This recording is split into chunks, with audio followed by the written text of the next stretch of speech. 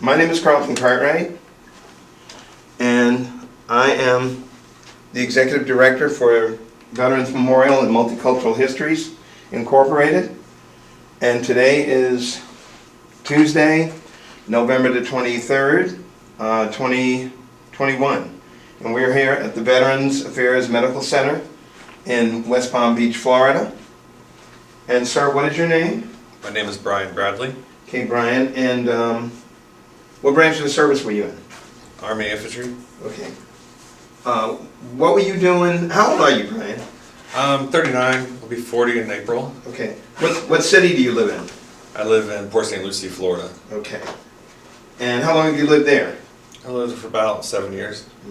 Where were you born? I was born in Dayton, Ohio. Okay. Where were you at the time that you went into the military? I was living out of St. Mary's, Ohio, and I joined in Columbus, Ohio, and left in, that was June 2001. Why did you choose that branch of the service? What branch did you go in? Infantry. Infantry. Army? Okay, and what made you want to go into the Army infantry?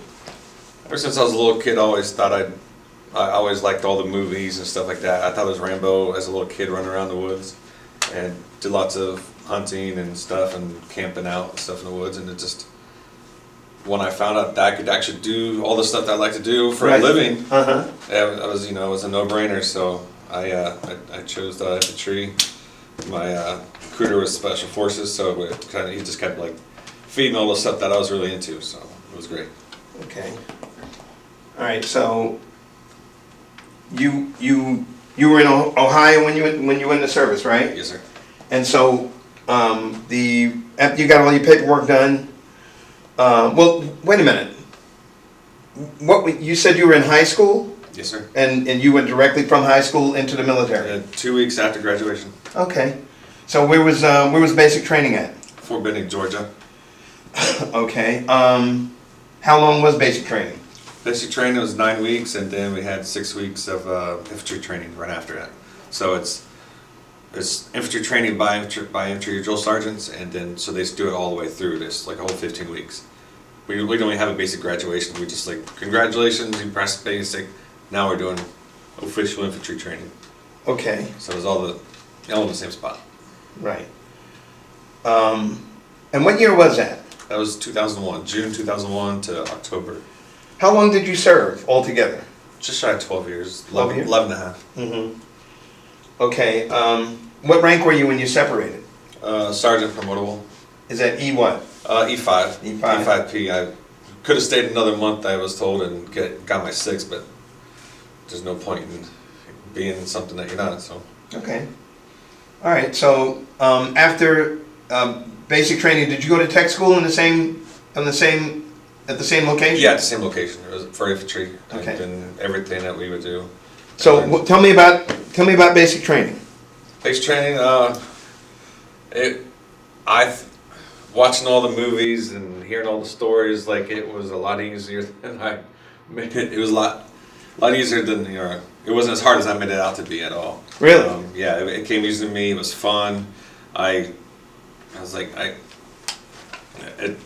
felt like it was at camp. So you really enjoyed it? I really enjoyed it. Yeah. Okay. And how long was basic? It was 15 weeks. And combined with the infantry, what do you call it? AIT. AIT. Yeah. Right. Okay. All right. So after that was over, how was the food? When you did get to taste it, it was okay. And how were the instructors? I think that was like right about the break point where basic training privates would complain and tell on the drill sergeants. Right about then is when they could start like shaking a little bit, get your attention. So they were good, they were smart, they knew what was going on. This was actually 9/11 didn't happen yet, so once 9/11 happened, then the drill sergeants were just like, oh, I gotta get out there, because they gotta get back to their guys. So we was during peacetime almost, and then 9/11 kicked off everything, So the drill sergeants were seriously pumped. Okay. On getting us to our units and like, hey, we're going to Afghanistan. Hey, we're going to Iraq. Okay. Okay, so What was the name of that duty station that you were at? Fort Benning, Georgia. Fort Benning, Georgia. Okay, so where'd you go after that? After that, I got to choose where I wanted to go to serve my first duty station. And my dad being a truck driver, he showed me pictures of Colorado, and I just love the mountains and the snow. Right. And so I chose Fort Carson, Colorado, with the 4th ID. How long were you there? I was there from 2001 to 2004. Mm-hmm. I lived there a little bit longer though, because I had to go Army recruiting after my first tour, second tour. You had to go. Oh, you became a recruiter? For special corporal recruiting after the Iraq invasion. They wanted a bunch of combat infantry, and they wanted a bunch of combat MOSs to become recruiters. So I was a specialist. I got drawn up to be a corporal recruiting once I graduated through recruiting school in Fort Jackson, South Carolina. I recruited in Greeley, Colorado. So I still lived in Colorado. I was only 2 hours away from the base. So I didn't leave Colorado until like 2006 to go serve in Fort Hood, Texas. Oh, to serve what? I re-enlisted to get out of recruiting because it was just not my thing. Okay. It took me away from the stuff I like to do. So I did my job recruiting, and then I went to Fort Hood, Texas with 1-5 Cav. Okay. All right. And so, how long were you there in Fort Hood? In Fort Hood, I was there. I was there probably for a few months, and then we deployed to Iraq for 15 months to Baghdad. So 06 to 08. All right. Up to this point, you said, what year did you go in? 2001. And you went overseas in 2006? I went overseas at the Kuwaiti border, 2001 to 2002, and then I went to Iraq, invasion with 4th ID, and that was 2003 to 2004. So that was your second deployment? That was my second deployment, and then my third deployment was when I got to Texas, with Fort Hood, Texas, and that was in Baghdad for 15 months. Okay, so for the first one, you said you went to Kuwait. Yeah. And so, nothing happened. I'm sorry? Nothing happened. It was just like reserves right after 9/11 happened. Okay, all right, and it was so just... Yeah, it was just training. No, nobody got hurt, no casualties, No, just training. Just training. What was the training about? Warfare training. We were doing desert warfare training, stuff like that. We were supposed to go there initially, but with 9/11 kicking off, we were just kind of like a reserve if more had to be sent away. We were also there for Kuwait security against Iraq at that time, because nobody was up in Iraq yet. That was 2002 and 2001. So. Okay, so while you were there, you went on R&R, right? I didn't get my first R&R until my third tour. Really? Yeah. So the whole time you were there, you were just in Kuwait, you didn't get to travel anywhere else? Yeah, just 6 months there in Kuwait. 6 months? Yeah. Okay. Up until this point, did you ever have any trouble staying in touch with your family? No. Okay. No, I was able to call them or whatever. And also up to this point, was there anybody got injured, hurt, any casualties at all? Up to this point, I mean from basic training to your first deployment to Kuwait? No. Okay. All right. So after you left Kuwait, you went back to where? Went back to Fort Carson, Colorado, and then we... How long were you there? We're there for... That was February when we got... No, that was May when we got back. So about... and then April 2003 is when we went up to Iraq and up to Kirkuk and to Tikrit and all those places. And that's right after the invasion. 3rd ID took over Baghdad. Then we went up further up north, up by the Iranian border, up by the Syrian border, and was there for, 11 months? Okay, so that's when you went back the second time? Yeah. And I'm sorry, but you said you were where now? In Iraq? Yes. Where in Iraq? Kirkuk, and Okay. Tikrit, and Iranian border, and we had some 4th ID up there. And what was the length of time you were there? Let's see, 11 months. That was April to February. Did you just have to stay there, or did you get to travel anywhere, like on break or anything? Just stay there. Just stay there? Okay, well, tell me about it. What was it? What did it entail? Were there any casualties? Yes, there was. Really? Tell me about the tour. So in Iraq, We were up in Kirkuk and Tikrit, and Samara was actually our first place. Tikrit is where half of our unit was over there, and the other half is over in Kirkuk. And over in Tikrit, that's where my first team leader that I ever had in the Army, he got killed by an RPG. And sorry, pan shot. So, and then in Kirkuk, we were just running all around. We had this small little Riyadh city. It was a Riyadh, and what was it, Aloija, and so then we served around in there, just doing missions and checking out the population, seeing how they're doing and stuff like that. How many casualties were there in? How large was your unit? Our company was by ourselves and in Riyadh and outskirts of Kirkuk and stuff. We were more in like the country city settings, and it was just our company. So just how many people are in the company? I'd say we about a little over 100. Wow. Okay. And how many casualties were there? That might be stretching actually. It might be more like 80. 80? Okay, approximately. Okay. Did you see a lot of casualties? We didn't have anybody die there. Wounded? Well, we did in the other company, or in the other companies though. Oh, the other companies that were assigned at the same time you were? Yeah. I was with 112 Infantry for that day. And we had some people get wounded and stuff like that. During wounded how? One guy got, the other team leader, he got shot twice in the arm in a little shootout, and then the IEDs were huge there because they were getting these giant missiles and rockets. The Al Qaeda was getting these. When you see it, you look at this missile. You look at what are those called, the Al Husseins or whatever. You look at those giant missiles that are, to me that's a weapon of mass destruction. If they could take out a whole city, that's pretty good. So they were taking all the explosives out of it and building these IEDs, and we had Bradleys, and so the holes would be huge. So sometimes our Bradleys would actually be in the holes. So we had a few guys that got wounded from IEDs and stuff like that, and our Bradleys. One guy got his face all shredded. Yeah, a lot of IED injuries because those were really, really big.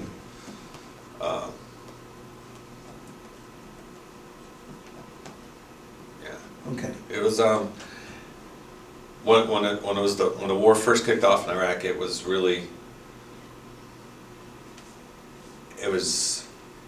we were on our own, as you could say, I guess. What do you mean you were on your own? Like it was just our company out on our own. Like okay.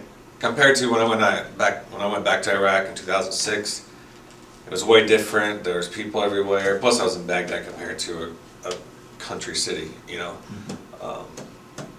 But it was, everything shuts down in a war-torn country when it kicks off, So no, a lot of stuff isn't running. Trains weren't running.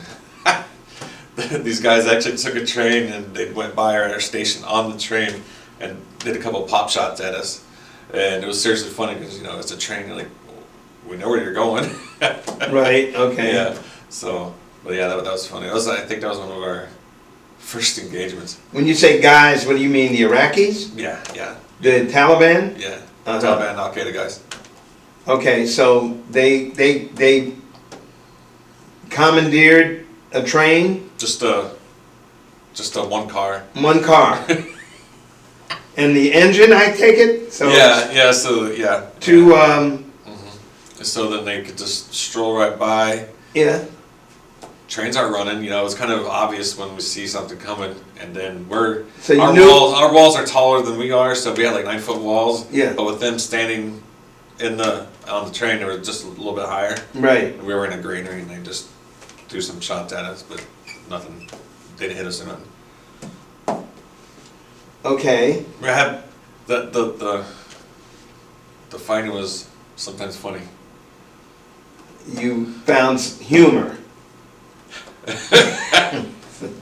in the midst of being in battle. I get it.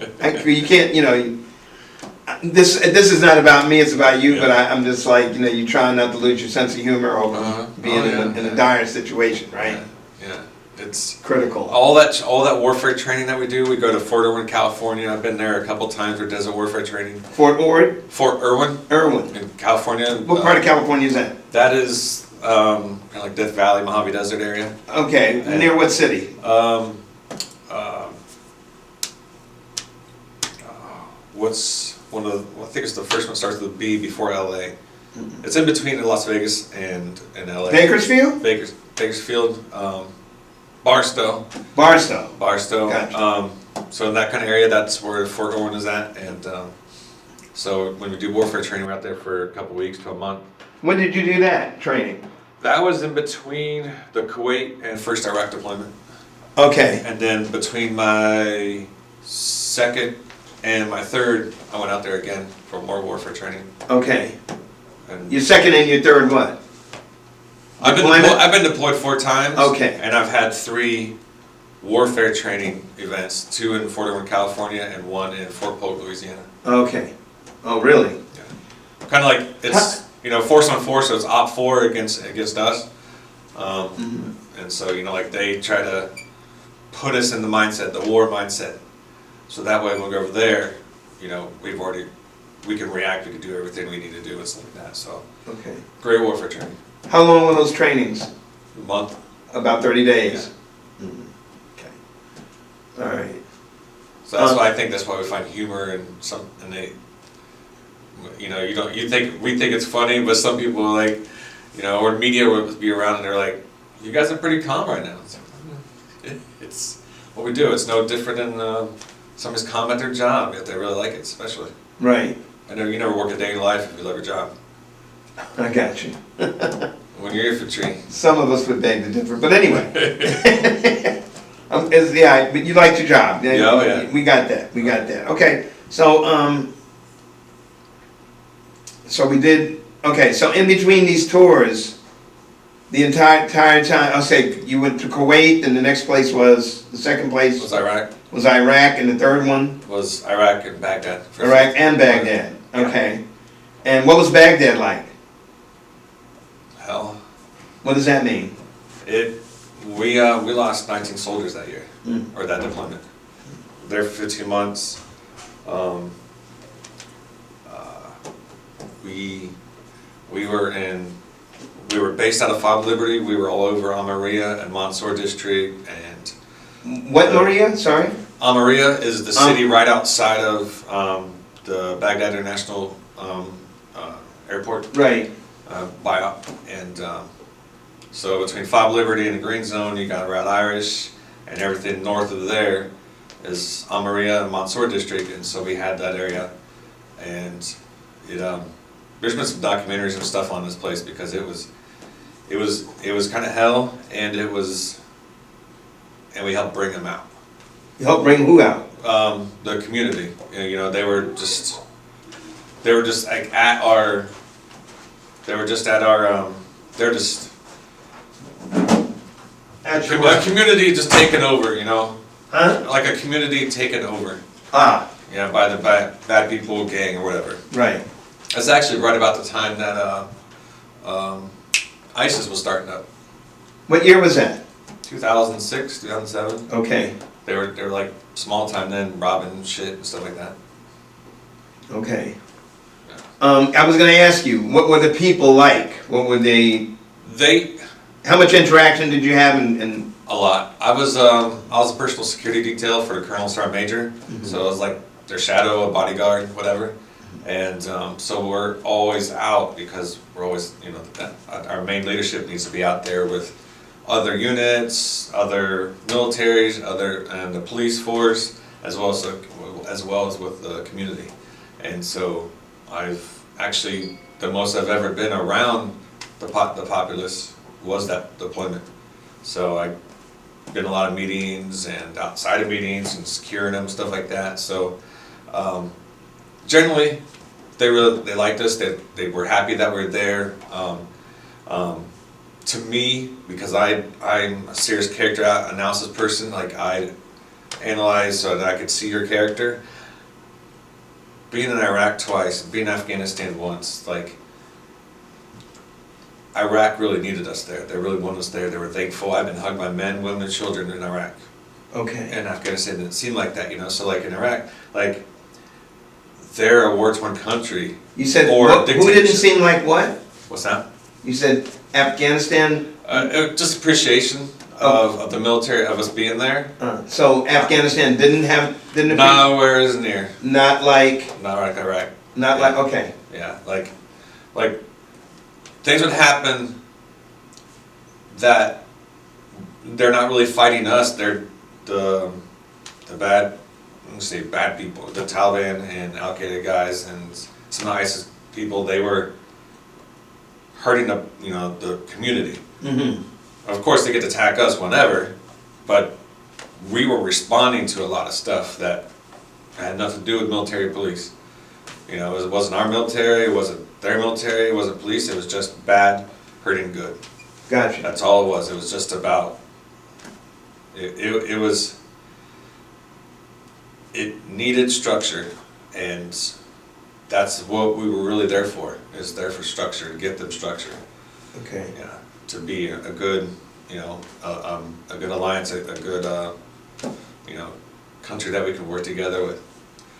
And you were able to do that? Oh yeah, my colonel sergeant major went a lot of big time meetings. I was with some majors we were in secret meetings, like meetings in the green zone and stuff like that. Like it was just, I got to see the entrails of everything, you know. Mm-hmm. And for that 15 months, yeah, it was shitty. Sometimes we would just get hit or shot at, or IEDs on the way to meetings even. When we would respond to somebody getting in a firefight or something, we'd be on the way, they'd try to hit us on the way there. Right. So, we, busy, like, 15 months is a long time. Uh-huh. I did get a mid-tour, I did get 14 days off, so I flew back to Ohio and to Colorado. I love Colorado, it's where I retired. Right. Yeah, I'm going to be moving back there in a year or so. Oh, really? Yeah, I Love it there. I love it there. Like I'm out there in the mountains and in the woods, and just I can live out there. Gotcha. That's me. So that was the third tour, right? That was the third tour. Baghdad was the third tour. So what was the fourth one? Fourth one was Afghanistan. We were in Baghlan province, attached to. So the same unit, about 80 people? No, we were the whole battalion, and then just our company branched off. How many people are in the battalion? How many personnel in the battalion? A couple of hundred? Well, I'd say more like 1,000. Oh, Lord. Okay. And that's 187 infantry. That's my hat. 187? Yeah. Okay. Okay. So we went through. That was in Baghlan province, and we were out of Polycomrie and some of those places, northeast corner of Afghanistan. Okay. That's also the one why I had to get retired out, is because 105 millimeter cordless rifle. Right. I shot it at my truck, and it penetrated. First we thought it was an RPG because we were gonna get hit by 2 RPGs, so we just assumed it was an armor piercing one, and because it came into my vehicle and messed us up, and we were in a firefight for a little bit, and they were ambushing on the other side. Losing any people? Casualties? We didn't lose anybody in that firefight, no. We did in our battalion and our company, yeah. We lost some good guys.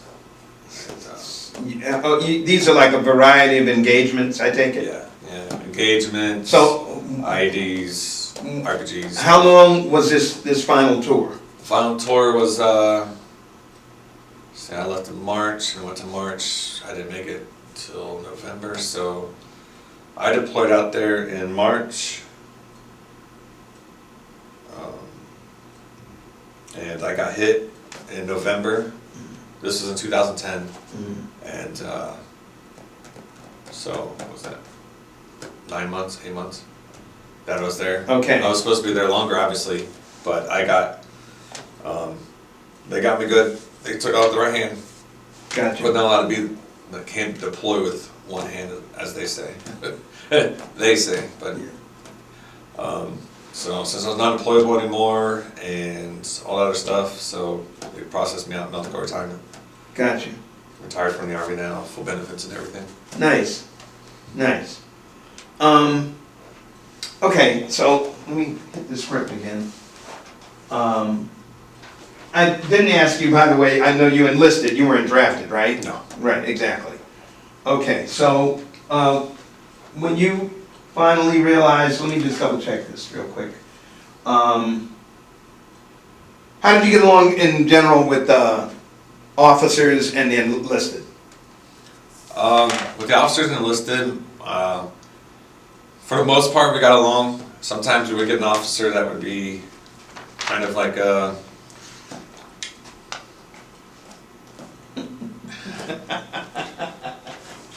It's okay. You gotta think of how to be politically correct, you know? I understand. But sometimes you get an officer that was just like, really? Like, you just got out of college and you think war is like a movie. Like, you want us to go do what? Hey, Sergeant, like, Lieutenant said this. It's like, yeah, just do what you know, like, it's just, we get along, but if you're gonna tell us to do something that makes no sense, roger that, and then we go do it the right way. Got it. Okay. Because they don't need to be there with us, you know? Yeah. So that's what I was like, okay, roger that, sir. You were never a prisoner of war. No, Good. I could have been close, but that was a near ambush when they got me. Uh-huh. And they were on the other side of the road and trying to take us. I had my two guys. It was an ordeal. I didn't know we were by ourselves that much because the rest of my patrol was up there trying to deal with the other vehicle that got hit. Right. Yeah, so, and we rolled off the side of the road too as well, so, yeah, it took out my right arm, and I was still strapped to the seat after we stopped rolling over. We rolled over on the side of the road because my driver couldn't steer no more either because he lost his left hand. Wow. So yeah, so when we finally stopped rolling and I'm dangling that way over the driver, we were in a Max Pro and In a what? and a Max Pro vehicle, just a vehicle, and but through my windshield I could see them right there on the other side of the road, and then my guys were trying to keep them away so that way we can get my driver and me treated, and well, we also get dragged out of the truck too. Got what? My medic. They drug you out of the Yeah, truck? he had to drug me out of the truck, yeah. So Got he it. had to cut me free from my seat and everything like that, and, you know, my right hand was whole, it was just off. I brought it with me. Uh-huh.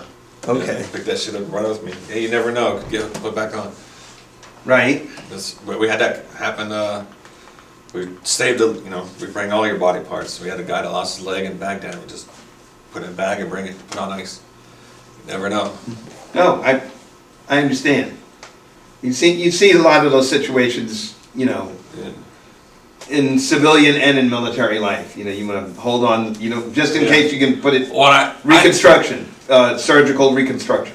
You think it's weird when you watch that movie Saving Private Ryan, that guy goes back on the beach and grabs his arm and brings it back up the beach with him? Uh-huh. Like, that's your body, bring it with you. Yeah, you did, when you first see something like that on TV, you're like, eh. But it's really like that in real life, it's like, wait, that's mine. You're an amazing guy. You have lost your sense of humor after everything that you've been through, which is a hell of a lot. It'll be 11 years tomorrow. That you've been out? No, that this happened. Oh, 11 years ago. Yeah, it was my sister's birthday. That's why it's easy not to, Sister's birthday, huh? yeah. Wow. Medals and citations.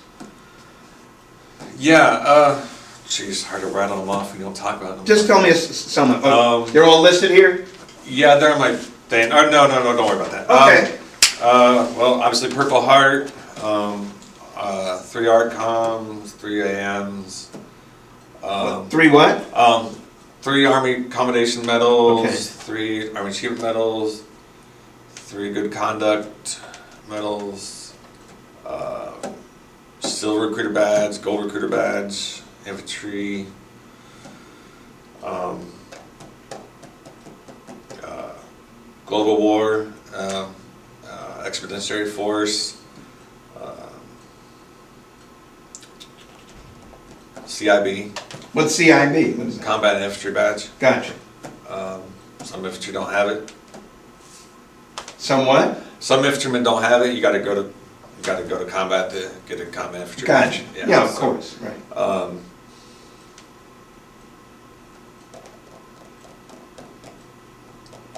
There's something else I can't remember. That's okay. What's the next thing I needed to ask you? Okay, so I take it, by the way, you, like you said, you sat in a lot of meetings, so you were part of battle planning, Oh yeah, a great deal. yeah. Okay, nice.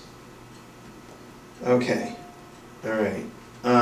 You feel like you had, overall, while you were in the military, you had all the supplies and everything that you needed to do your job, basically, or not? Yeah, I mean, we did have everything we needed, but we could always need more. So I guess no, we didn't. But I'm here, so I'm here today. So obviously, You got through it. adapt or die. There you go. Adapt or die. What were some things that you feel like you were short on from time to time, or, I don't know, extensively? Ammunition, clothing, food? The first one you said, ammo. Like I've never been black on ammo. You never been what? Black on ammo. Ah, full time. But in Afghanistan, I got black on ammo. I had to run back to the truck and get more. I'm like, that was a 3-day firefight. That was 3 day? 3-day firefight. Yeah, it was in the Golden Triangle there in Afghanistan, and we had the Germans. We had a National Guard unit from Ohio, which actually had 2 of my classmates in it. Really? Yeah. I was like, dude, what's up, hey? Right. And then we had the local militia, and then we had the Afghan army there, and the Taliban was taking over this area, and that's why they called it the Golden Triangle. Right. And they blew bridges, and then they were near engagements. They were setting up IEDs. They were they knew what some of us markings were on our trucks, so they would go for just that certain truck. Which, what that means is that either an Afghan army member or an Afghan police member turned on us and gave information to us or to the enemy. Right. So that way they can mark what truck they want to hit. So like, and then we actually found some of the materials and actually had the number of the lieutenant's truck. Right. Yeah. So they're targeted for leadership. I think if they take out the leadership, then we won't know what to do. Obviously not, because I was acting platoon sergeant when I got hit. My platoon sergeant was acting platoon leader because our lieutenant was off on on leave, and so it's just next man up. Right. Yeah, so we didn't have the issues, but the food and water on my second tour in Iraq, Iraq invasion, I'd say that was probably the hardest. Is we were rationing 1 MRE a day and 1 bottle of water a day. Really? Yeah, and I guess showers. Short on soap. If I could complain, soap and water. But I don't mind being dirty. I don't mind, that's what my job is, right? Being dirty, rolling around the dirt. So it was like 40 some days before I finally got a shower. Ooh. And that shower was a pipe of water coming out of Chemical Ali's. Coming out of what? Chemical Ali, one of Saddam Hussein's generals. Chemical Ali? Yeah, he was known as Chemical Ali. He's the one that gassed all the civilians, and they were testing on them stuff, and mass graves. The mass grave incidents, all that was Chemical Ali. Well, he had a mansion and pool and everything like there outside of Kirkuk. So you I swam in his pool, but you all used the facility. Yeah, there. yeah. How many of you were there? That was our battalion that was located there. So that's the one that we had like 1,000 or so right there. So everybody got to wash up. Yeah. So your R&R was you know, like you could get like an overnighter and go back to Kirkuk Air Base, or you can go to the mansion wasn't set up right away. It wasn't until like halfway through deployment it was finally set up. The water guys filled it up, the water and the pool and stuff, and then they cleaned it all out. And so then if you would get like an overnight, get a break. So you would go with the trucks to go pick up food. You would stay there overnight, and then you could, you know, smoke some cigars and hop in the pool and just kick back, you know, watch some movies or something. And so like, even in wartime, we still find a way to unwind. Right. Yeah. So yeah, Chemical Lee's place. It's my first shower. The pipe coming out of the water with water shooting out. So I was a driver for a little bit in the Bradley. And the what? The Bradley, the vehicle. Yeah, the Bradley vehicle. You saying water coming out of a pipe? But I thought you had a mansion. The mansion was It got hit? empty and nobody was in it. This was like as soon as we got to the area.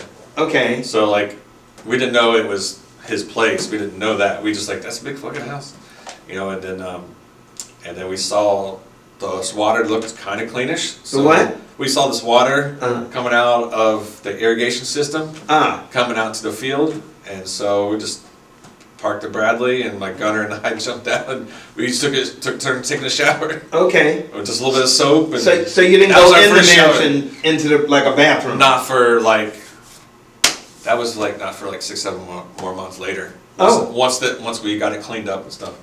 Yeah. You all had to clean up the mansion? Oh, I didn't. Headquarters. Who came in to clean it? Headquarters. Headquarters of every battalion are the ones that take care of everything to make everything run smoothly. So it's like a maintenance unit? Yes. And they came in and cleaned up everything? Cleaned it up, and then they ran base operations out of there. Oh, wow. Okay. How was the food? The food there was okay. Did you get food there? So, I got food there about halfway through. We started getting one hot meal a day. Okay. But in the beginning, a few months, you know, it's a war-torn country. We don't have so it's just, we don't answer to much. Right. You know, we're just going out there and find anybody that wants to shoot at us, or find missions. And you know, back then, that's when we were looking for the deck of cards. You know. Okay. 52 deck cards, where the hell we did. We've been on some fun missions. What now? I've been on some fun missions. Okay, yeah. Well, that's good. I'm glad you can look back and you had some good times. By the way, we're really getting close to the end anyway. Okay. I take it for granted you stayed in touch with some of your... Yes. Okay. Yeah. After all of this? Yeah, a few of them. Some of the ones, you lose some guys, suicide and stuff like that. Right. Yeah. Some of them somebody ends up dying, we try to get together and try to get a funeral going on. One of my soldiers that was in the truck with me when I got hit, he took his own life a few years ago. And then we just had another guy in our company just do it a few weeks ago, actually. Yeah. I went through some stuff last year after my uncle killed himself, so I was already going through some stuff, and then that kind of threw me. In the family? Yeah. I lost a lot of... Sorry. And I lost an aunt and 2 uncles last year. COVID? No. No. Lung cancer, cancer, and he killed himself. My Uncle Tony did. Right. He was like more my friend than my uncle. We're closer in age. What's helping you cope now? So after all that was happening last year in October, I wasn't coping very well. I've been coping, I've been just delaying the inevitable, but I finally... What? Delaying the inevitable of just, you know, we get episodes, you just, when you close your eyes, you think about other stuff, or you dream about stuff. So I'm a committed type person, but I feel like I couldn't commit anymore. I couldn't be the father and the husband I wanted to be, and so I felt like run away to the mountains, to Rocky Mountains, and just living in the mountains, like living. And my wife was like, you're just gonna leave us? It's like, I wasn't even gonna touch the money. I was like, I don't need any of it. I can live off land, like, it's fun to me. I almost bought some land out there. So, yeah, I was having those issues, so I realized I am not just living on my own no more. I gotta go get help, so I came here to West Palm Beach Hospital and got help. I checked myself into the hospital and everything. So I was not doing well. I was doing okay. I thought I was already out of that 12-step program or whatever the hell that is. Right. I wasn't. Last year was pretty bad. I checked into the mental ward and then being watched 24 hours for a few days. And then I checked into they said the 45-day PTSD program at the domiciliary would be beneficial for me. At the what?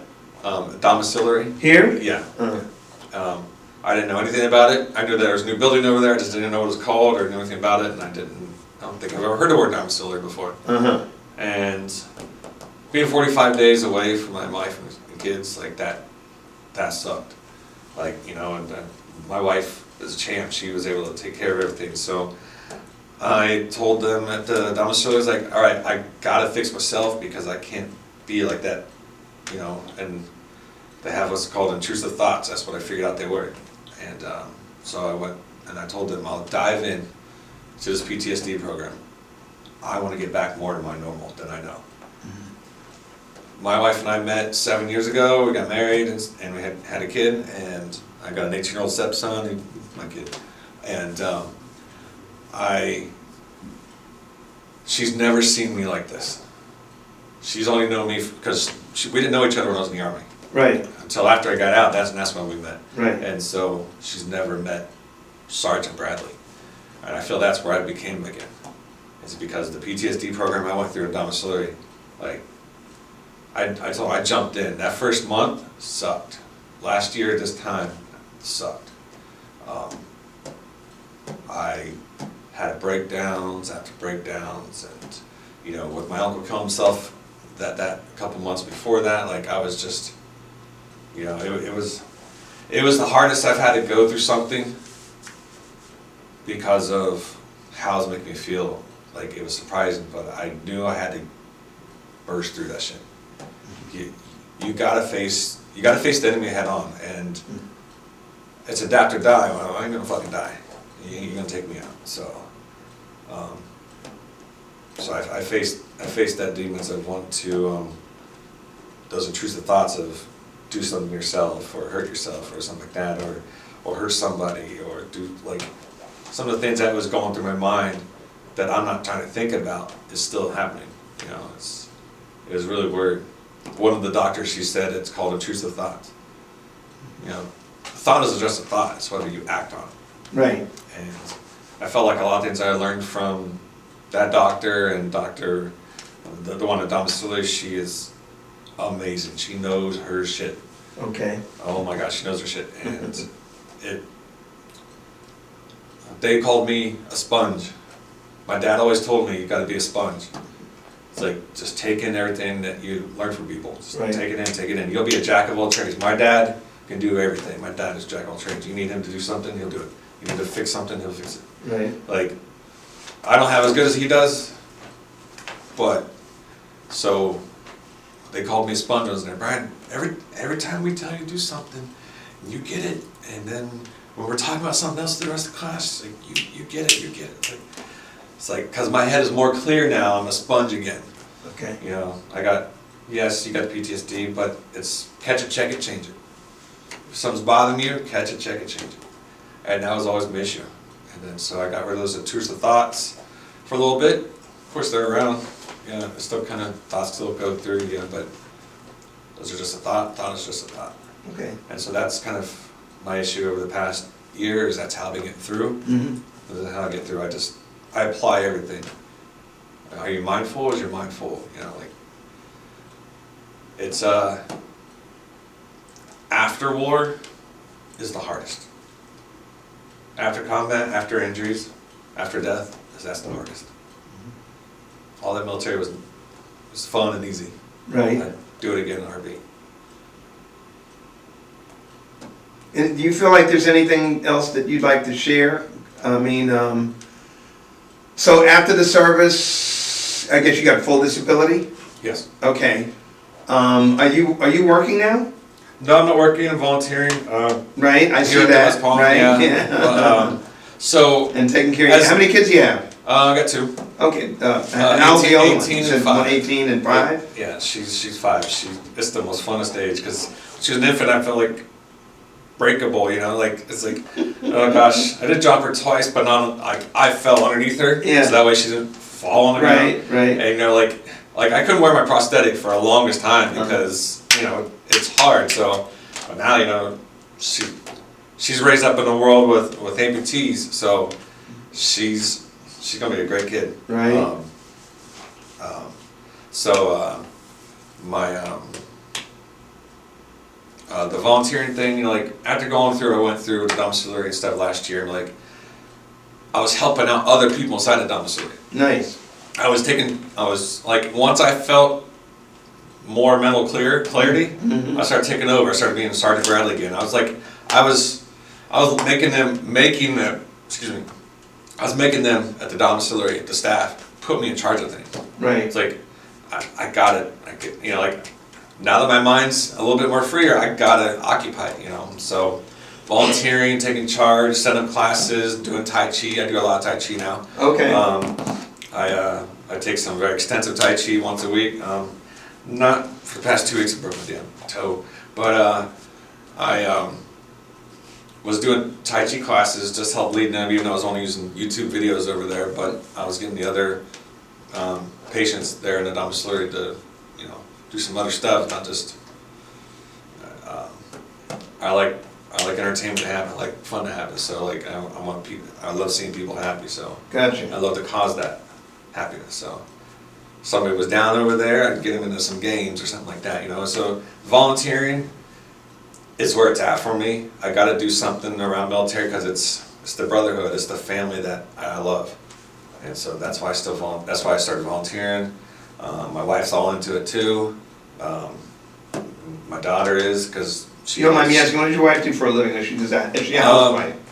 She was for a little while, but now that Ellie started kindergarten, so now she's working at Bell's Outlet, and then 2 weeks later, they're like, you actually should be our supervisor, not. So now So she's a manager. Now she's a manager. In So the company, okay. yeah, she just started in July. Yeah, so Nice. yeah, she manages me and the kids and the work. Okay. Just a couple more questions. Yeah. Did your military experience influence your thinking about war or about the military in general? Can you ask that again? Sure. Did your military experience influence your thinking about war or about the military in general? Yeah, so, you know, most of those missions are peacekeeping missions, but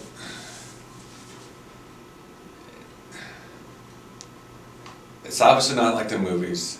It's, even when you read it, it's different than when you read about the missions and read about the conflicts and stuff. Like, but when you're actually going through it, and that 15 months in Baghdad, going with all those meetings and stuff like that, like, I got to see the inside and I got to see the outside. Then you know, and then whatever you hear about, you know, the news, whether you believe the news or not, everybody pushes their agenda the way they want to hear it, the way they want you to hear it. Mm-hmm. And so, but after getting to see both ins and outs, America cares for people. We are trying to, you know, try to fix our past, you know, like by helping right wrongs, you know, and you know, seeing people murdered and kidnapped and stuff. Like we found out, we rescued a kidnapped teenage boy in Baghdad. Like, you know, like women are supposed to be touching other men, but I got a hug from an Iraqi lady because we found her son. You know, like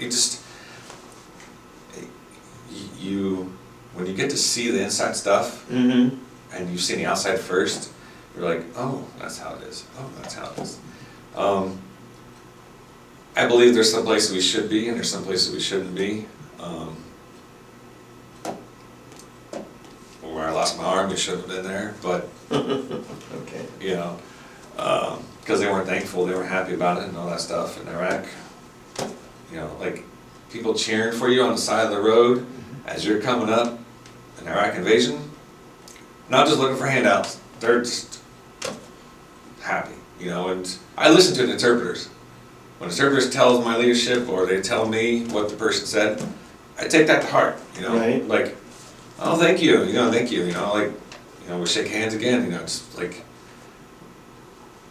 I analyze people all the time. I've been doing it my whole life. It's just who I am. It's just the gift of gab and the gift of stuff. So I believe now that all the stuff I've been through, I'm more like I want to be a bouncer of people or a diplomat because I know how bad it can get and I know how good it can get.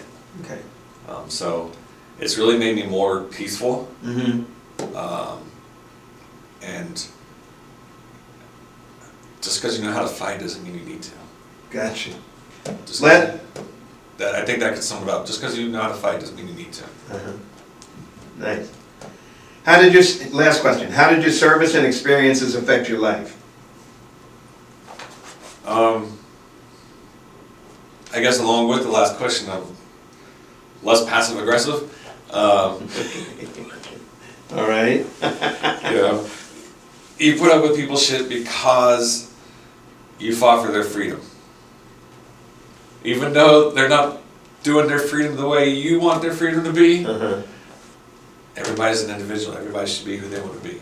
As long as you're not trying to hurt someone, be you.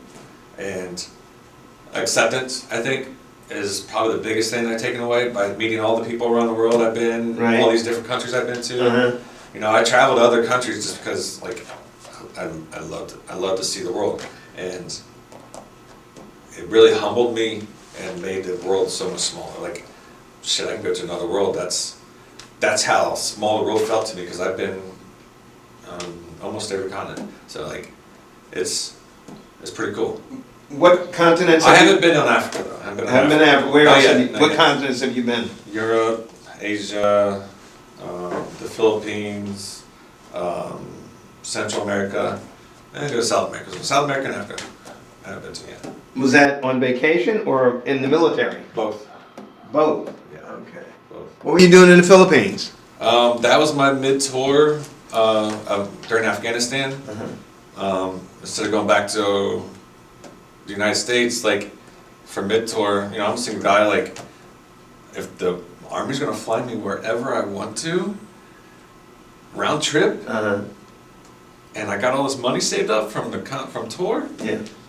So my buddy and I went to Philippines, and we lived like kings. It was a great 2 weeks to get away. Right. And then that was my last hurrah before this hurrah. Good. Where else besides the Philippines? Panama. Okay. That was fun. My buddy's a diver, so he's like a huge adventurist, way more than I am. And so we went to Panama. I've also been to France and just a day in Germany, and then